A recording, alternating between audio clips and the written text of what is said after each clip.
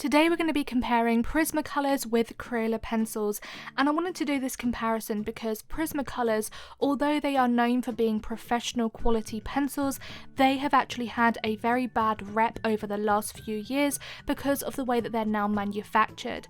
And Crayola pencils are known for being pretty cheap pencils, so you would think, oh, they're not very good. But I wanted to do a comparison today between these two pencil sets to see which ones I think are actually better, or whether they are actually on the same par. So let's take a look at both pencil brands to see what I think. And the first thing that I look at is the build quality. Now, build quality is really important because the better made the pencils are, the better they're going to be performing. Now, there are negatives about both pencil sets. The first thing being that both of these pencil sets do not have a protective barrel on the end of the pencils. So that means that if you accidentally drop these pencils, the likelihood is that the lead will shatter inside because the barrel on the end protects the casing, that protects the lead inside the casing. And also another thing that is a negative about the Prismacolors that I don't see with Crayola pencils is the fact that the lead is off-centered.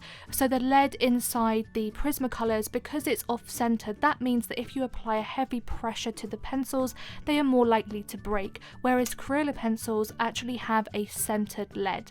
Now, when you look at them side by side, you might not notice those things. They might look pretty similar in terms of their appearance, but it is definitely something that I did want to note, particularly about Prismacolors, because you'll pay a lot more for Prismacolors, and actually there's more negatives about them in terms of the build quality than Crayola pencils, in my opinion. And I would actually give the edge to Crayola pencils and say that they are just slightly better built and better made than Prismacolors. And one thing that I've noticed is that I get a lot more breakages personally with Prismacolors than I do with Crayola. So now we're going to be taking a look at layering. So you're going to be doing a lot of layering for pretty much any drawing that you do, but particularly if you're drawing portraits. So you want to have pencils that are going to be able to layer really nicely. Now, there's a positive and a negative about Prismacolor. The positive is that because they have more wax properties in them, they are a lot creamier and softer. They have a very sort of buttery feel to them. Now, that's very easy for actually going in and layering down colours and getting in a nice sort of subtle transition of colours, but there's a negative that I'm going to explain in a minute. Now, with Crayola pencils, they have a lot more of like a brittle lead, so they're more scratchy, and I find it's definitely not as easy for layering colours, in my opinion. I found that they were pretty brittle, very scratchy, they didn't lay very well, and they didn't also take to colours very well. Now we're moving on to burnishing. Now, this is a really important thing because burnishing is where you flatten the tooth of the paper. So if you've added in all of your layers and you want to flatten the tooth of the paper, this is what you're going to be doing. Now, Crayola pencils definitely aren't great for this technique because I found a lot of streaky lines showed through them and it got quite a blotchy result. But also, Prismacolors weren't that great either. So it's okay if you're going to be burnishing one colour, but if you start to add more colours over the top, it's very, very hard to do this, and I got a very blotchy result that when the light hit it, it caused a wax bloom. So two negative things there about those pencils. So now we're moving on to a solvent. Now, I personally like to use the Zest It pencil blend as my solvent, and a solvent is just a very quick and easy way of blending coloured pencils because it breaks down the pencil pigment and the binder. And that is a great technique to use, particularly if you're going to be drawing animals, for example, because it really softens all the features within the animal. And I also use different tools for blending. The most common is the paintbrushes. I use lots of different size paintbrushes. The most important thing to note about pencil blenders is that you have a lot of ventilation first of all, because it's super important to have ventilation in your room. And then all I do when I'm actually ready to do the solvent is I just dip my paintbrush in there, get plenty of solvent onto the paintbrush, and then I just gently go over the pencil swatches.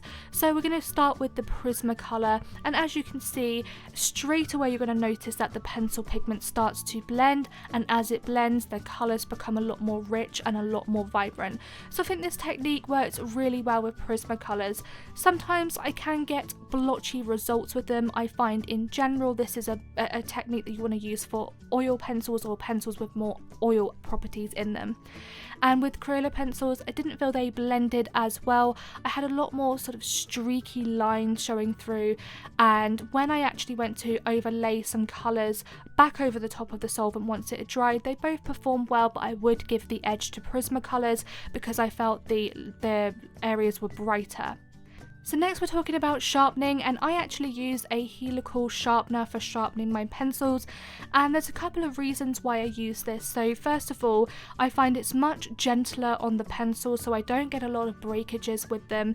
If I'm using a handheld sharpener, I put a lot of pressure on the pencil and they often break, and also because they sharpen the pencil to an all-round fine point.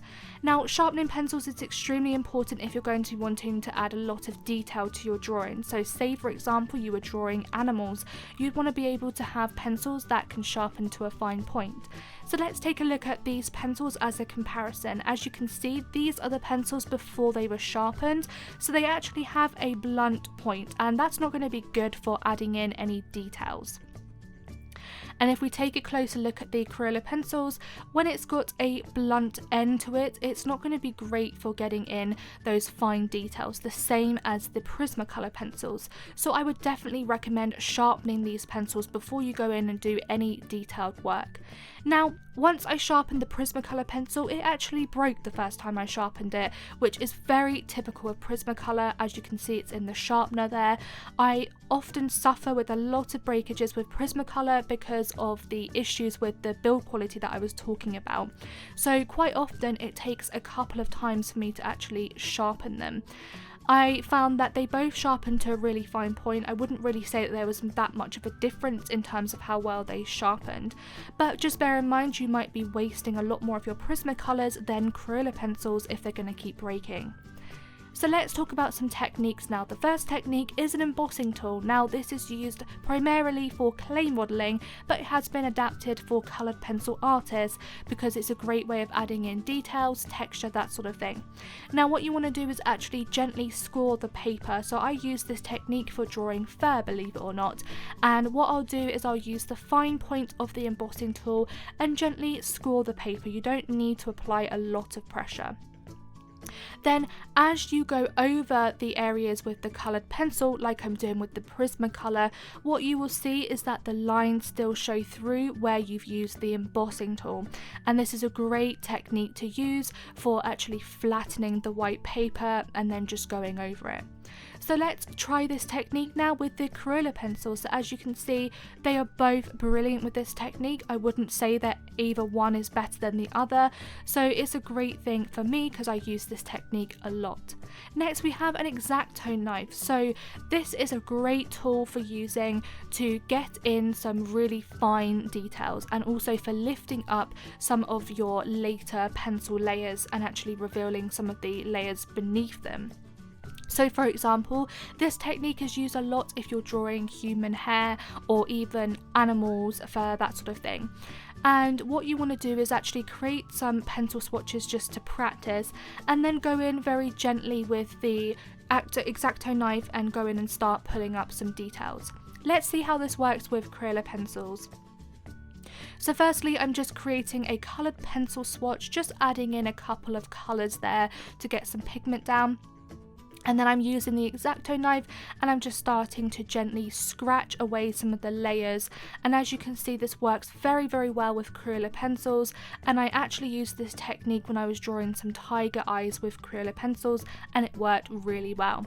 Now with Prismacolors, let's try this out with Prismacolors. So I actually think it works better with Crayola pencils, and I think it's because Prismacolors are waxy, so they've got like more wax properties in them, and I just found that when I tried to use this technique, it just smeared all the waxy particles around instead of actually creating fine lines. Now let's quickly talk about the range and set. So what can you actually get for your money? Well, I have a set of 72 Prismacolors here, which is the second largest set, I believe, of Prismacolors, and I only have a set of 12 Crayola pencils at the moment. So that's not really a fair comparison, but I will show you some of the other sets you can actually get with both of the pencil brands. Now with this set of 72 pencils, you get a really nice combination of pencils, a lot of great colours. I'd say that there's enough colours of pretty much anything that you're wanting, so earthy tones, fleshy tones, neutral tones. But of course, if you went for the full 150 set of Prismacolors, then you'll have every single colour that they actually do. But you can still use smaller sets and still mix colours together. As you can see on Amazon, we actually have lots of different sets of Prismacolors, some smaller, some larger ones, and you can also buy these pencils as individuals, so as open stock as well. So you don't actually have to buy a whole set. If you want to just try these pencils, you can just buy one or two if you want to. And as you can see, this is actually the largest set of the Prismacolors, so the set of 150, and you get about 6 trays of pencils, so that is a lot. And it's actually very reasonably priced as well. I think if I remember, it works out about $1 per pencil. Could be wrong. Now with Crayola pencils, these are much cheaper than Prismacolors. Prismacolors are not actually that expensive compared to other professional quality brands, but then in comparison to Crayola pencils are much more cheaper. Now I only have a set of 12, this only cost £1, and a set of 24 cost £2. Then if we actually have a look on Amazon in a second, you'll see that again there's a whole variation of ranges and sets you can get with the Crayola pencils as well, which is brilliant, especially if you are new to art, new to drawing, and you just want to try some pencils out but you don't want to spend a lot of money. So as you can see here, we're going to be scrolling through Amazon again, and there's lots of different pencil sets. There's a set of 50 pencils there for just £9.99. So for less than £10 you can get a really reasonable amount of colours. Then don't forget that you can also mix colours together as well. Here we have a set of 100 pencils as well, which is just a fraction of the price of Prismacolors, so definitely something that you want to bear in mind. So I hope that you did enjoy this video today. I would actually say, on the whole, with all the positives and negatives, I would actually say that they are pretty much on the same par. I think that even if you wanted to use Crayola pencils, you can still use them. You don't actually have to invest in really expensive pencils. The thing that I would say is obviously just to bear in mind that you wouldn't be really able to actually sell those artworks, so you know, sell them to clients and things. There's a lot more that you'd want to take in a consideration if you're going to do that. For example, the light fast rating.